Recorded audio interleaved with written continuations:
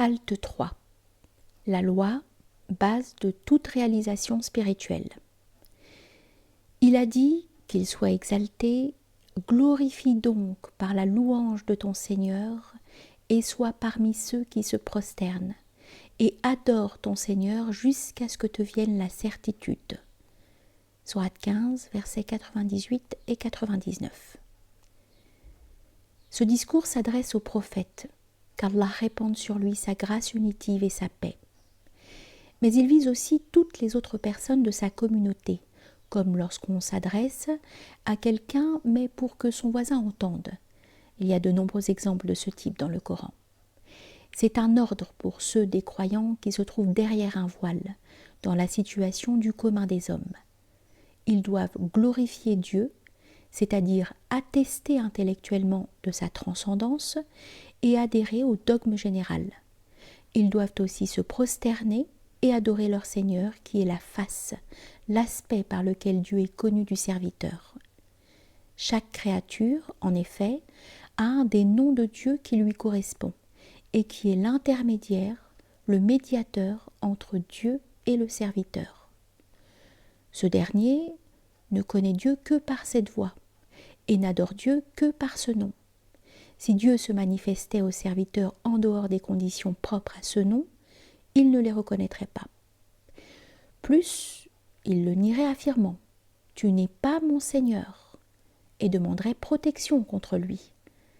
Le commun des hommes, en effet, ne peut ni adorer Dieu de manière absolue, ni le reconnaître dans toutes ses théophanies. Aussi, Dieu lui a-t-il ordonné d'adorer son Seigneur par toutes sortes d'œuvres, relevant de la loi générale et des pratiques de la tradition prophétique, et de se rapprocher de lui par les œuvres surérogatoires bienfaisantes, la conduite sage, en proclamant assidûment sa gloire et sa transcendance, en s'attachant à la prosternation et au service adoratif. Il peut arriver qu'un homme du commun, voilé à la vérité, entende parler des états spirituels, des doctrines des connaissants d'Allah, qu'il soit exalté, des sciences directes, des secrets seigneuriaux donnés aux initiés, et qu'il s'y intéresse de manière incorrecte, sans tenir compte des méthodes initiatiques régulières donnant accès à ces choses. Il abandonne alors les pratiques et les charges de la loi qu'il assumait auparavant, courant ainsi à sa perte, restant sur place sans avoir rien obtenu réellement. Il cherche à ressembler à ses connaissants, prétendant aux états intérieurs réservés aux parfaits d'entre eux, et emploie leur doctrine pour parler de la non-dualité de la réalité, wahdat al-wujud, et autres questions connexes difficiles. Tout cela sans avoir parcouru la voie initiatique selon la méthode reconnue chez eux. C'est pour cette raison que Dieu, dans le verset cité, exhorte ses serviteurs à s'en tenir fermement à ce qui est à leur portée, en le mettant en pratique, le bien attirant un bien plus grand encore, comme la pluie qui commence par une goutte d'eau et tombe ensuite à verse. Lorsque le serviteur réalise ce que Dieu lui commande et persévère dans toutes sortes d'œuvres surérogatoires, Allah, qu'il soit exalté, l'aime. Et dès qu'il l'aime, il est son ouïe, sa vue, sa langue, sa main et toutes ses facultés. C'est ce que signifie la venue de la certitude du verset dont il est question. Cette certitude, c'est le dévoilement initiatique, la disparition du voile empêchant de voir la réalité cachée des choses. Ayant conscience que Dieu est toutes les facultés du serviteur, ce dernier sait alors qui est le glorifié, qui se prosterne, qui est l'adorateur.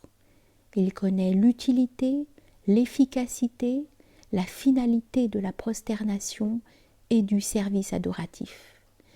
Il se rend compte que les obligations imposées par la loi ne sont que des instruments, des remèdes permettant de retirer le voile cachant l'essence des choses. Après que la porte s'est ouverte et le voile est enlevé, le serviteur a encore plus de respect et de zèle pour les obligations légales, car celui qui a vu directement quelque chose n'est pas comme celui qui en a seulement entendu parler.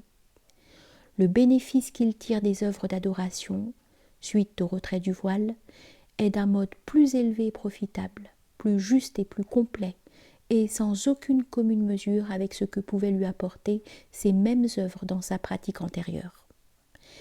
Quiconque prétend avoir senti le parfum de la voix des gens d'Allah et n'a pas vu se renforcer son respect pour la loi et son observance de la tradition prophétique n'est qu'un imposteur menteur.